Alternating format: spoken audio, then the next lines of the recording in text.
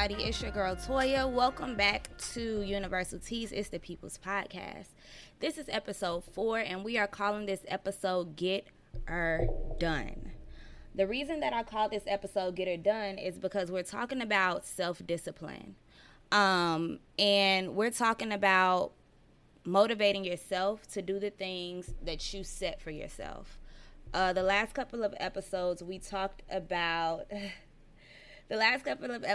been talking about creating goals and achieving them.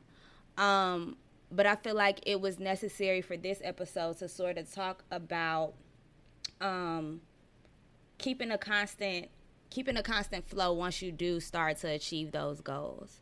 And that's why I decided to talk about discipline, and even more specifically, self-discipline. If you're just joining for the first time on any streaming platform, please feel free to join the conversation on Facebook Live every Monday, 7 p.m. Eastern Standard Time. That is where I talk to all my people. That is where we share opinions live. So if you ever want to be a part of the conversation live, please feel free to join us on Facebook Live. So, let's see. That should be an everyday intro that flows so smooth. Oh, the fact that my hands still work. Yeah, because, people be getting real disrespectful. So don't let this new age media get y'all beat up. But anyway, that's not what we're here to talk about. So this episode, self-discipline. And I want to start off simply by saying this episode is personal to me because having discipline is something that I really lack with. There are so many goals that I have that are small, not like such big goals, but that could have a big impact just on like my everyday life. For example, my diet. And I really hope that my trainer isn't on here because he makes me a meal plan that I should follow every day. But I don't, y'all. I still be buying fast food sometimes. And I'm lazy, right? And so in my mind, I've been telling myself like this whole little quarantine period, like, oh, I'm going to eat healthy. And I eat healthier, right? I eat healthier. And I've been telling myself, I'm going to go vegetarian for a little while. I done told myself I'm going to be vegan. Child, I had some chicken tenders today and french fries. But potatoes are vegetables. So potato is a vegetable. But yeah, and so that discipline and that aspect I feel like is really important in my life is the diet.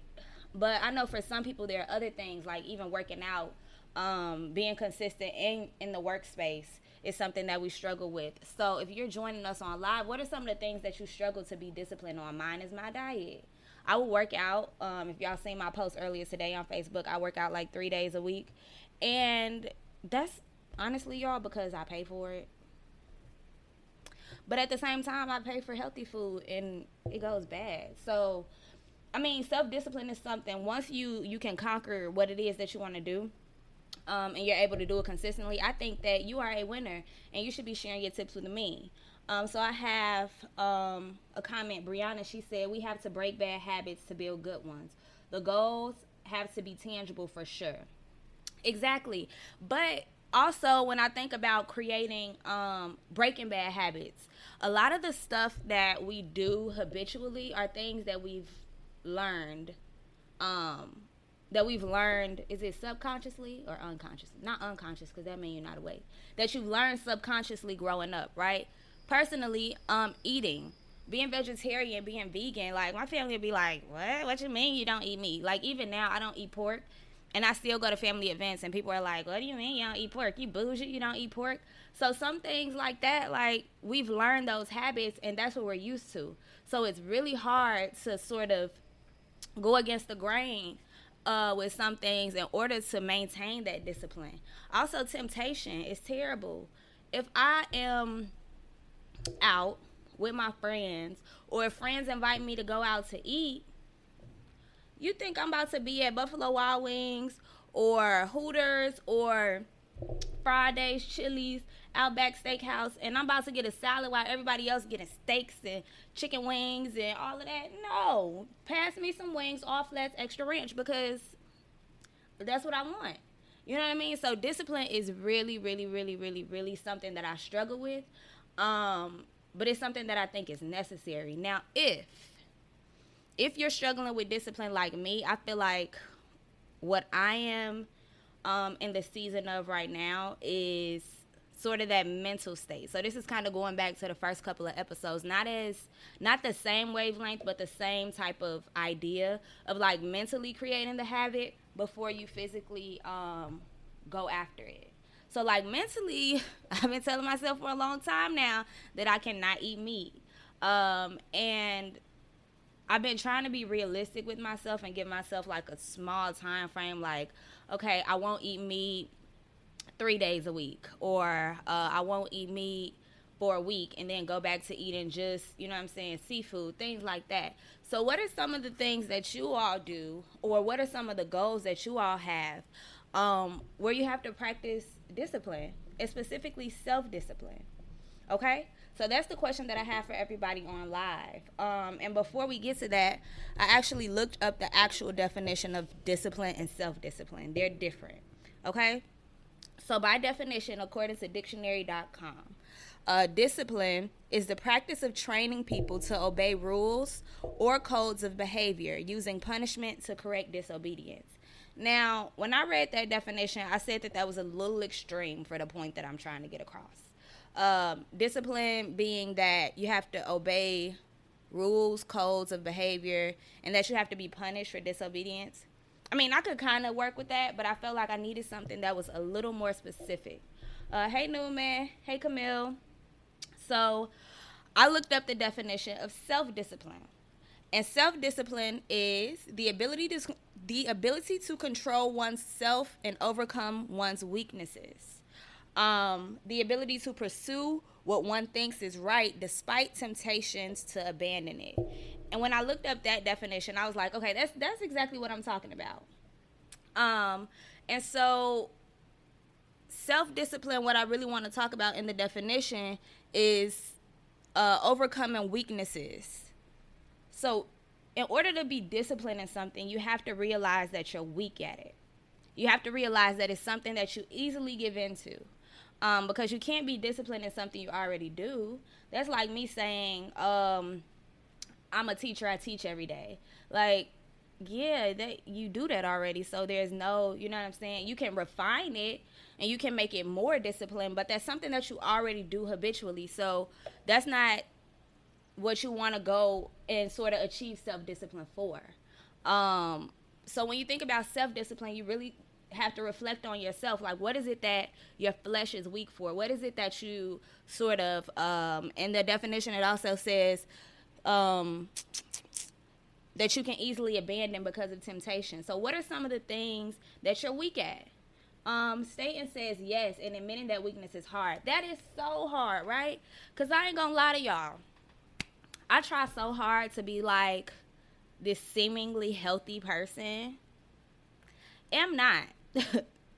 Yeah, no. Working out has been a challenge. But the eating part is, y'all, food is the devil. Okay? When I think about being vegetarian, when I think about being vegan, I like food that tastes good. And even beyond just eating better, I feel like personally, if I were to be successful at being a vegetarian or being vegan or being a pescatarian, I would have to cook more. I don't like that idea. Like, I am the baby of my family, y'all. I have 5 brothers and sisters, and I'm the baby. And I didn't have to do much cooking coming up. So I'm probably the weakest link in the kitchen, okay? Now, I'm not saying that if I do cook, like, I cook what I know how to cook, but don't sign me up for nothing for Thanksgiving dinner, is what I'm saying, okay? And so becoming disciplined in my eating habits, I would have to cook more. That's discipline in itself. Like, yeah, I don't mind eating healthy, but it's easy for me to go on Grubhub or I got all the food apps, y'all. Grubhub, Eat Street, DoorDash. It's easy because they got all the unhealthy restaurants on there. You know what I mean? They ain't got no vegan restaurants on Grubhub, so you want me to cook everything I eat? No, that ain't gonna work. Then people want to buy me food. Like I go out to eat and somebody might try to get something, or somebody's out getting food and they give me something. You want me to just say no and I'm hungry? Who? No, not I. Because, yes, get me a burger and I want an egg on it and I want, lettuce, pickles, tomatoes, onions. You feel me? Like, discipline, it is so hard. That's why I feel like mentally I have to get myself to the point where it's like, I got to give myself an ultimatum, kind of like, if you don't do this, then this will happen. I got some comments. Okay. I feel like I need to make Staten the MVP of the People's Podcast, because he be talking, honey. He needs to be the first guest. But he says, right, it's so hard to be healthy, and that is such a turnoff. You have to cook, prep, work out, count calories, watch how much you take in. It's too much. It is too much, right? But honestly, it's only too much when you start, because I know plenty of people that are like vegetarian, vegan, that eat healthy all the time, and it's like second nature to them. And I think it's too much for us because it's something we're not used to. Here's why I'm going to argue that statement. I don't think it's too much. I think it's something that we're used to, because if you think about your parents cooking soul food, Thanksgiving dinner, black people. So Thanksgiving dinner don't be ready till about what? 7, 8, 9 o'clock? But granny them in the kitchen all day. You know what I mean? Sunday dinner don't be ready till about 6 o'clock. But as soon as you get home from church, auntie, big mama in the kitchen cooking all day. Same thing with being vegan. Y'all know y'all been watching Tabitha Brown. She be making them little vegan dishes look like she whip them up in 20 minutes and be over it. You know what I'm saying? And so I think that's a part of becoming, practicing self-discipline more too, is convincing yourself that it's not too much, it's just new. And that's with anything, new jobs. My first year teaching, I was like, oh, no, this is too much. It's too much. But once you get into the groove of what it is that you're doing, you get used to it. I got some comments. Bryson, he says, meal prep and budget. It lessens the temptation and puts you on track for health goals, weight loss, vacations, etc. Facts. Now, I'm speaking from my own experience. So, Bryson said to meal prep and budget. Now, I ain't even gonna lie to y'all. This is where the discipline comes in. I have meal prepped, I kid you not, cooked food for a whole week. I look at that freaking grilled chicken breast, that asparagus, and them sweet potatoes, and I be like, I'd rather have a burger. That's where discipline comes in too. So I feel like discipline and self-discipline is so multi-tiered that it's like you have to it's like you got to have like the eye of the tiger type thing. Like, you wanting to reach your goal has to be more important than, the temptation that you're facing or the fact that you don't want to do something. For example, if you weren't on when I first started, I was talking about how tired I am right now. Like, I'm not even going to stunt y'all. I did not want to record today. I just didn't feel like I had much to say. But I just been real tired lately. And it's like, dang, but I told these people I'll be on there every Monday. But at the same time, I didn't want to get on here looking dry and sounding dry. But it's like discipline comes into play once you've done all those prerequisites. And then it's like go time. I got a refrigerator full of fruit, vegetables. You know what I'm saying? I got some chicken breasts in there thawed out. I went to Chili's today. I ordered to go because Rona. But, because who? I don't want that. You know what I mean? That's when your mind is sort of what you have to control. Self-discipline is a mental thing, I feel like. And until you overcome that mental temptation, you're not going to be successful. It's hard. And so I feel like I'm talking a lot, but I'm also asking you all for advice because, like I said, this is something personal that I struggle with, is being disciplined. I'm hot. I had to turn my fan up. But, yeah, so I have comments. I'm going to read them. I have Brianna. Brianna said, you also have to figure out why you're doing what you're doing. It has to be, I want to be vegan because I want to be healthier. Thank you. I want to be healthier to do X, Y, and Z, or to avoid X, Y, and Z, and then take baby steps towards your goal. Brianna, that is so freaking helpful. I love this idea of your why. And anything you do, I feel like you have to establish your why. And I feel like I'm glad Brianna said that, because in my mind that made me think of like affirmations for not the same as like the big goals you're trying to reach, but I feel like I have to remind myself like I want to be vegan so that I can have more energy, so that I can feel healthier, so that my mind can be better. So that is a very good point, and I'm actually going to pin that comment because I think that's key. Getting back to your why is major in discipline, because if you don't have a reason for doing something, you're not gonna want to do it. I have Brianna. This is Brianna. Oh, hold on, my phone falling. This is Brianna Styles. I have two Briannas, and she said, I tried meal prepping, but I get tired of eating that specific meal, or simply just don't want to. And that's my problem too with meal prepping, yo. Like, I'm the type of person where I don't want to keep eating the same thing over and over again. Like, if I meal prep, I probably have to cook a bunch of different stuff, and maybe I'll try that next. I want to cook a bunch of different things because I don't want to eat the same thing every day. Like, today I might want chicken noodles. Tomorrow I might want a steak with baked potatoes and broccoli. Like, I don't want to eat the same dry ass food every day. That's my struggle with meal prepping. Camille, this is important content and I'm getting so much from it. I love it, and I'm glad you're back. We missed you last week, Camille.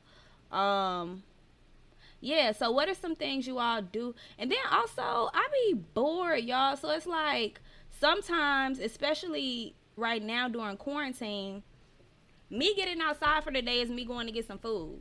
I ain't gonna lie. Like, me going to Chili's today, besides my workout this morning, was the only time I went outside. So sometimes I'm going outside just to go to the restaurant because I don't want to sit in the house all day. Yeah. Being disciplined is hard. I try to make it, and this is Camille's comment. Being disciplined is hard. I try to make it fun by either cooking with a friend or my boyfriend, getting family recipes, or cooking for a large group of friends. I don't like people like that, and I don't even know if I could cook for a large group. I ain't even gonna lie to you. I told y'all, don't sign me up for no dishes at Thanksgiving. Maybe that's why I ain't found a man yet, because I can't cook Thanksgiving dinner, but we'll talk about that later. Brianna said, I swear to the meal preppers, prep 2 days at a time. I'm the same way. I hate leftovers. Okay, so that's the thing too. Maybe I should meal prep 2 days at a time, because I try to do it for the whole week. Like, I have a whole meal plan for my trainer, and if he is watching this right now, I'm so sorry, but I went to Chili's and I got some chicken tenders and some french fries, and it was so good. But then I just be feeling lazy after. So maybe I should do 2 days at a time instead of overwhelming my mind with the fact that I have to eat the same thing every day. Or I could just season the food differently, right? And that would, I don't know, some kind of way I'll trick my brain into it. All right, going back to Bryson. He says, prepping diversity comes with the versatility of the main protein. Okay, you sound like my trainer, but I'm going to keep reading your comment. You can also just prep things and keep them in the fridge. Season some chicken, marinate some steak, cut some vegetables. Okay. Get some rice, potatoes, quinoa. You're right. You're absolutely right. And at the end of the day, discipline, and I don't want us to just talk about food, y'all. Because self-discipline can be anything. Self-discipline, hold on, I told y'all I'm tired. Self-discipline can also be things like, and I'm trying to think outside of like exercising and eating well, what other things can we be disciplined on or practice self-discipline? Becoming better at a craft. Self-discipline for me would be becoming more savvy with the technology for my podcast. I still am so very confused, y'all, on a lot of things. I promise I tried uploading episodes onto streaming platforms, but I didn't know what I was doing, y'all. I tried to add music, and I tried like 2 times, and I was like, you know what? Not doing this anymore. Like, I ain't got time for it. We'll figure it out next time. But yeah, what are some things that you all are practicing discipline for? Me, it's this, like putting time and effort and consistency into this podcast. Because honestly, I don't think it's great. It's good. You know what I'm saying? We've been vibing. People have been telling me that they're loving it. But I just know that this can go so much further. if I self-discipline myself, if I set time throughout the day, every day, because I'm not doing anything. And that's why I be feeling guilty too. If I set an allotted amount of time throughout the day to devote to this, y'all, we'd be lit. More lit than we already are. Okay, I got plenty comments I love. So Bryson's giving us examples of things he needs to practice self-discipline on. Staying off Amazon and boosting the credit score. Amen to the credit score. Because y'all don't want to know my credit score. But yes. Bree Styles said at one point I was doing really good. Juice one time a day in the morning, water the rest of the day. It was hard the first week, but it got easy. Right, so you get used to it, and I think that's what we need to realize, too, that it doesn't just happen overnight. Like, you're going to slip up. You're going to do some of the things again, but you have to realize that you can't stay in that fuck-up, if that makes sense. Excuse my language. Self-discipline for me, keeping myself composed during stressful situations. Amen to that. My mind creates stressful situations that are not there. So disciplining my mind was one of the things that I had to learn to do, to sort of overcome anxiety, and just stress. Like, people think I'm crazy. Some of the things that I tell them that my mind creates, and it's like, yeah. I need to just discipline my mind to say, girl, you tripping, relax. It ain't nothing like that. Like, you ain't got to go and beat nobody up. It's cool. You safe. Venice, hey, girl. I didn't think I was going to see you this week. So she says, and as I'm glancing through it, this is how she is sort of creating self-discipline.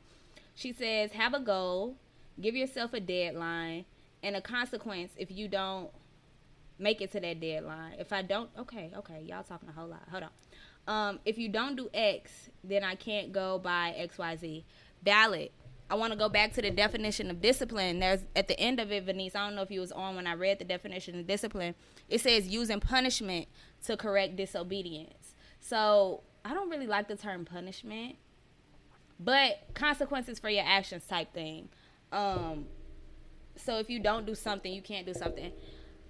That's valid. Some of the things, though, if we don't practice self-discipline for, we'll get a natural consequence, right? If I don't work out 3 days a week, then I might gain some weight because I eat whatever I want to sometimes. Self-discipline of my mind and stealing that perfect word. Oh, thank you. I love when y'all quote me in the comments. This is a sidebar. Because sometimes I don't even realize the things that I'm saying. But when you all quote it, I'll be like, okay, that sounds good a little bit. But yeah, discipline. Another thing that I try to be more disciplined on myself is staying in contact with people, friends and family. I'm a very distant lover. And when I say that, maybe that wasn't the right term. But I love people so much, but I'm not the person to talk to you every single day. If you're someone who I talk to every single day, you are special. Because unfortunately, I don't even talk to my own mom every single day. But that's something that I know I need to work on. So I've been sort of disciplining myself to just do check-in calls with my friends and family. Because I know people need that. I know I'm a person who sometimes needs that, even if it's just 2 or 3 minutes. You know what I mean? That's something that I'm trying to become more consistent with in my life. I love the comments. Shout out to my people that are talking to me because I'm tired. Things I'm working on. I love these goals. Bree Tony said, things I'm working on, disciplining myself in, giving too much effort to situations.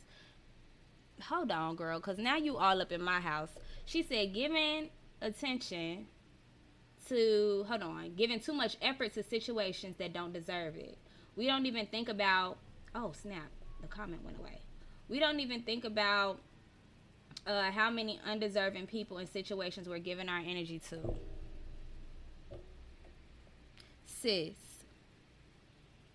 I be giving this love, light, and positive vibes to people who don't even deserve me picking up the phone for sometimes.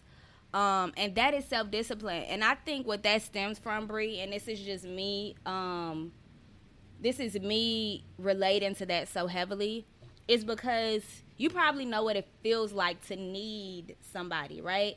I know what it feels like to really like need somebody and want them around and, you know, to be misunderstood. So I feel like I always am like, yes, come here. Let me, you know what I'm saying? Let me love you. When sometimes they need the lesson of not having you. You know what I'm saying? Like, you could give them that love, that light, but sometimes people don't deserve all of your energy. And sometimes for them to get it back, you gotta go. So I definitely relate to that. But you also be wanting them around too. Like, yeah, I'm gonna pick up, even though I know I probably shouldn't, but I want to be around you too. So teaching other people how to receive you and respect you is also a form of discipline, because, baby, yes, I know. I see people joining. Hey, Daisha. Hey, Christina. Who else we got in here? Hey, Bruntrell. Okay, if y'all listening on streaming platforms, I need y'all to hop on Facebook Live next Monday. Okay, so this is Staten's things that he needs to practice self-discipline for. He says, for me, being stuck in the same spot is enough consequence for me. Like, to have everyone around you growing and you're not. That's enough of a consequence for me, and that's what pushes me. Facts. That is something that I feel like is a natural consequence, but some people are not fazed by that. Some people are okay with, like, stagnation, and I think those people, it comes from a lack of, like, some people can't believe they are where they are. So let's say you come from literally nothing. Let's say you're, like, homeless, sleeping in your car, and now you have this apartment, you know what I'm saying? It's not much, but it's an apartment, and you're not really looking to move from there. It's because, you know what I'm saying, some people don't have that desire. So having a desire definitely means that you need to practice self-discipline, because not everybody has that fire under their ass, and not a lot of people have the self-determination to want to go beyond where they are. I think even just having that idea of self-improvement and elevating yourself is something to be proud of, because not a lot of people have that, surprisingly. I didn't realize that until I kind of got into the professional world, until I, like, got out of college, and I meet people who are kind of, like, stuck in a place, but they don't have to be, but they're deciding not to do something, and I'm just like, so you just cool with? Okay, whatever. What else we got, y'all? Okay, so self-discipline. I'm going to read the definition again, and we're going to sort of move on if you all don't have anything to say. If you have any more comments, suggestions about self-discipline, practicing it, tips on practicing it. I'm practicing self-discipline with my diet. That's probably the biggest thing for me right now, is my diet. And just procrastinating for me is something that I'm trying to it's something that I'm trying to overcome. It's procrastination, as well as, like, eating what I want, because I know I would be a lot more active, and I'll have a lot more energy if I change the way that I decided to eat and practice self-discipline in that aspect. And I actually am thinking about Brianna Tony. I should have pinned your other comment, boo, where you mentioned giving people your energy. That's a lot of self-discipline also, is knowing where to distribute your energy, because not everybody deserves the best part of you. And sometimes you need to make people work for that. So, yeah, self-discipline is what we're talking about. By definition, self-discipline is the ability to control one's feelings and overcome one's weaknesses. So being self-disciplined is an act of overcoming, you know, not just realizing that you have a weakness, but actively overcoming it. It's also the ability to pursue what one thinks is right, despite temptations to abandon it. When things start getting rough, that doesn't mean that you abandon what it is that you're working towards. It just means that you make some adjustments, but you still have to be disciplined. Okay? This morning, I wake up at 8. No, I don't wake up at 8. I work out at 8 a.m. 3 days a week. Plenty days I've been like, bro, I ain't about to get up. This bed feel good. You know what I'm saying? I'm chilling. Ain't nobody telling me to get up, so I'm not going to do it. But I do, and eventually when I get in there working out, I be good. But keep in mind that self-discipline is an act of overcoming. You haven't conquered self-discipline unless you've overcome the thing that makes you weak.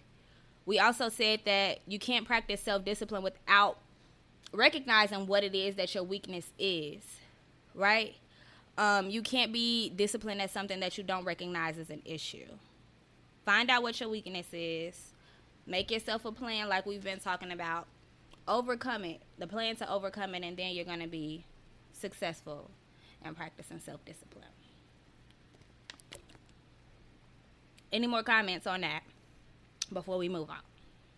Because the next topic is juicy. And I hope, so I'm going to just go into it. So shout out to Staten again, MVP of People's Podcast right now, because he gave the suggestion to talk about, sorry, I'm reading a comment. Brianna Tony, last one about discipline. She says, you got it though. I think one of the biggest parts of being self-disciplined is also being accountable for yourself. That's true. You got to be able to look yourself in the mirror and tell yourself when you have failed at being disciplined, and you also have to get yourself back on track. You got to motivate yourself. So you have to be your own angel and devil in that sense. When it comes to self-discipline, you have to be able to tell yourself, look at you, girl, you did it, congratulations. Or you have to be able to look at yourself and be like, ooh, now you know we said we wasn't going to do that, so you got to do better. Self-discipline is about being accountable for who you are and what you do, whether it be right or wrong. Okay? I think your voice got a little lower. It's hot. Somebody said my voice got lower. It's hot. So moving on. The next topic that we're talking about is sex and cinema. Yep. Y'all little ears probably just perked up because I said sex nasties. But someone brought to my attention this idea of the fact that films, TV are becoming a whole lot more sexual than what we're used to. A couple years ago, we thought 50 Shades of Grey was just like, oh my God, look at them having sex on the screen. Like, but this new movie, and I haven't watched it all the way through because honestly, I don't think the storyline is great. But the movie 365 or 365 Days on Netflix, I saw some of the sex scenes. Like I said, I didn't watch it all the way through. So if you guys have seen the movie, this is where you all gauge the conversation. But the idea, what we're trying to discuss is it too much? Are we watching soft porn for free without logging into Pornhub? Is it becoming too much? I have my thoughts and opinions, but again, I haven't seen all these shows. So the shows that were brought up were 365, Love is another show, and The Chi. If y'all have seen any of those shows, they be freaking like you could see they private parts, or like what's to it? Let me know. 365. I started it, y'all, cause one, I got a problem with foreign films. The English didn't match up to what they were actually saying, so I'm trying to read the captions and the lips not matching the words, so I couldn't get in. I didn't like that movie. I didn't like the storyline of 365 or 365 Days, whatever it's called. But I know I've seen a lot of people talking about oh my God, they be having sex. They be tossed on the ceiling fan, roll up. I don't know what they be doing. But what do you all think? Do you think that TV now is becoming too hardcore sexually? Is it too much? I only think that way in the aspect of children seeing it. But my thing is this. Kids are watching porn. Kids know about sex. Unfortunately, children are having sex. They all have cell phones, tablets. They have access 24 hours to all of the things that are literally way more raunchy than any of these TV shows. So that's my concern when I think about, is it too much? Because as adults, I mean, we done seen the stuff. Unless you one of those people who are a virgin right now at 30, shout out to you. But I feel as far as when we think about our kids, unless you collect your child's phone at night, and listen, these kids are smart. They know how to delete browser history, call history, video chat. Your kids have access to sex all day, every day, whether you know it or not. When you in the bed sleep because you just worked a 12-hour shift, your baby is up scrolling, and they can see whatever they want to see. But I need y'all comments because, like I said, I haven't seen a lot of these films, but I personally feel I don't know if it's too much. My only concern is children seeing it. But at the same time, our kids have access to way more than a lot of us think they do. They know a lot more than we think they know. Trust me, I'm the cool teacher. I'm a teacher, but I'm the cool teacher. And some of y'all kids tell me way more than I care to know. So I have a comment about the show Love. Love on Netflix is a whole scene. You see the man bust his nut. You see the man bust his nut and everything. And that just caught me off guard. I think to a degree it is, but sex is also a part of life. So if a story is going to be told, then why not tell it in its entirety? Not you saying him bust his nut. Like, you actually saw it? Like, you saw... Did you just see his reaction? Or did you see, like... You saw it, like, come out? Like, I gotta go watch it. Because he said you see him bust his nut and everything. But that's the thing, too. Like, sex is natural. And I feel like the more we... try to hide sex from our kids or try to hide it from society, I don't think that's... And I don't want to step on anybody's toes. I'm not a parent, you know what I mean? So you definitely have all liberty to regulate your child how you see fit. But I don't think that we should hide sex from our kids. But I think that we should let them know everything that comes with it. Now, by no means am I saying that you should be talking to your 5-year-old about sex. But kids naturally reach a point of curiosity. And once you give your child a cell phone, whether you know it or not, you're handing them sex. Okay? Because without asking, you've been scrolling, your grown self been scrolling on the internet, and you done seen ass and titties and put your pussy lips on live on little Boosie. Like, once you hand your child a cellular device, you're handing them sex. So rather than trying to filter, I mean, I feel like you should filter it to the best of your ability. But once they reach a point of curiosity, keep it real with them. Like, don't go and teach them how to do it, but tell them, like, what it is. These are the things that happen when you do it. You know what I mean? And let them know that this is life. It's the real world, but it shouldn't be a priority. And I think that's why a lot of kids, and kids that I know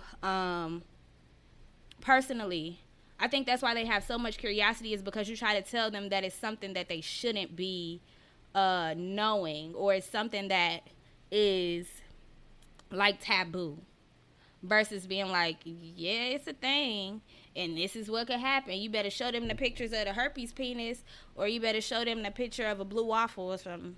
Because even though I don't think blue waffle real, but you know what I'm saying? Your kids are watching that show on Netflix. What is the show? The cartoon show. Big Mouth. Y'all kids are watching Big Mouth. And they're relating to it. So talk to them. Don't let them get all their information about sex from the media. Because that's where it goes left. I got plenty comments. I got y'all. All right. Brianna, and if you all agree with me, please, because I'm looking for more opinions. Again, I haven't seen these shows, so I don't have strong opinions about the shows that I mentioned in particular. But, yeah. So, Brianna Tony said, it's interesting that you're talking about this, because I was watching 13 Reasons Why, and considering these are supposed to be high school students, but they have so many sex scenes. Like, is this technically child porn? Though these are of age actors.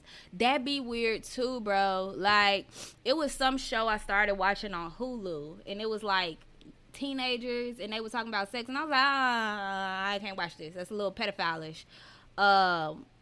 Yeah, it'd be weird when they be doing that for teenagers. I don't like that. I don't like that at all. So that's a good point to make. Shows like that where they show, I don't like that. Camille says, I'm split on this. For some people, sex is really intimate and personal, and they want to keep it private. Others, it's something they're very open about. So I feel like eventually we're going to have a whole sex episode, because y'all are hitting on points that I feel like could be a whole episode in themselves. But yeah, I think just as an adult, I don't think it's too much. But knowing that children have access to everything that we have access to, I think they need to know. I'm not saying that we scale it back, because some of y'all kids are watching full-fledged porn. They probably got accounts on Pornhub. But letting them know all the entities, like telling them that, Camille, telling kids that, for some people sex is really intimate, some people are really, sexually liberated and open with their sexual experiences, but letting them know the consequences is what's important. The consequences, no matter what. If you have sex, you could get pregnant, you could get an STD, you could, you know what I mean, letting them know that no matter how it's approached by whoever, these are the things that could happen. Staten said, no, you see it come down. This dude still talking about Shorty busting a nut on the show. He said you could see it come out, run down the shaft and everything. Oh, that's porn, honey. That's big porn energy. I ain't see that. Child, ooh. Maybe I don't want to have kids, because I couldn't imagine having these conversations with my children. Whew, Lord Jesus. Okay, so he says, he's talking about the Chi now. With the Chi, some people say it's too much because they showed a lesbian sex scene and the strap on was used, as well as Luke James. Luke James is on there, and his character is dating a transgender woman. Well, damn. And that's the thing, too. I've been seeing some people talk about on social media the presence of gay and queer couples on shows. Is it forcing them? And I'm just like, can we just not tell our kids about sex at all? You know what I mean? Like, can we just, well, not tell them, because that's contradicting what I just said. But can we just not, that shouldn't be something that we have to specifically mention. Like, that's a deep topic, and I don't want to get too deep in it, because I actually haven't, like, sort of sat down and figured out how I really feel about that.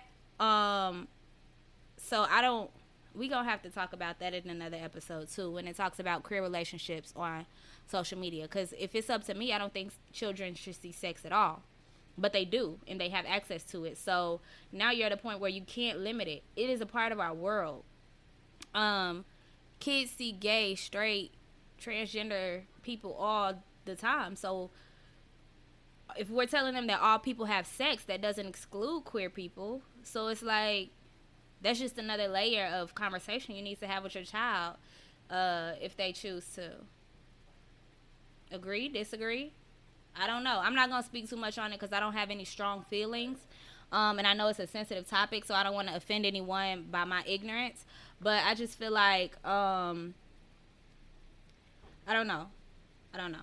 Okay.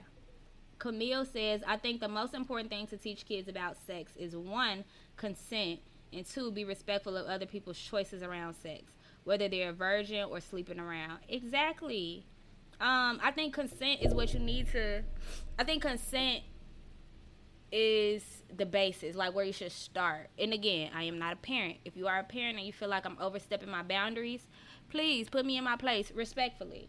But I just feel like consent is the first part, letting them know that you can't do any of this if you don't want to. If both of you don't agree that it's something that you want to do, I think at a young age we should ask children if, like, can I give you a hug? You know what I mean? Can I kiss you on your cheek? Like, giving kids autonomy over their own bodies is a way that we can sort of make or ease our way into the sex conversation, because they know as a child it's like, okay, you got to ask to touch me. And then they come to the age of their sexual peaks and they're like, okay, you have to ask before you can do anything to me, to people who they're feeling sexually attracted to. Kids 9 and 10, I made them stop. What you talking about, Deja? Okay, Staten, again, the MVP of the People's Podcast. He gonna be our first guest. Okay, Staten, so get ready. You the first guest, because you be on here, and I love it. He says, we're living in a day and age where sex, sexuality, gender, etc. is becoming very fluid, and not to be so black and white. And these characters and stories we see are what's happening every day. I think it's too much when people aren't educated or given proper context and knowledge. Exactly. That's why I said we need to, like, let our kids know what's up. Let them know what's up, but don't feed into their fantasy. I think that's the thing, too. Like, when kids sort of start to reach that age where they're curious about sex, it's a fantasy to them. So you got to just kind of bring them back down to reality when you're explaining these topics to them. Okay? So in my opinion, well, okay. Somebody texted me. In my opinion, I don't think that it's too much, only because we're in the age of technology where everything is at your hands anyway. But I do think for our kids' sake, for adults, it's not too much. Y'all do way more than you probably seen on these TV shows, so don't stunt. But for our kids' sake, I think it's going to just push us to talk to them about it more. Okay? So we have reached 45 minutes, and I feel like the conversation has run its course. Any more questions, comments, concerns before we move into the last section and we wrap it up? Ooh, see, we were talking about sex, and we said wrap it up. Wrap it up. Okay. So I'm not doing any hard work for this episode because this conversation, I said, was a lot lighter than what we usually do. We usually go like deep into things.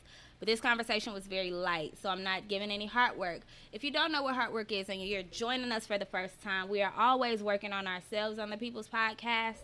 And I give out hard work because those are the things that are going to help improve you, that are going to help you to become that are going to help you to become the best version of who you are. So go ahead and view episodes 1, 2, and 3 so you can catch up on your hard work, because for episode 5, we are getting back into the heavy topics that we usually talk about. We've reached the last part of our podcast. Every episode, I shout out a person, an artist, a business owner, someone who is on their grind, on their hustle. And for this episode, I actually have been putting off plugging in this person because I still have some things that they're working on for me that I haven't fully self-disciplined myself to complete or to actually put out into the world.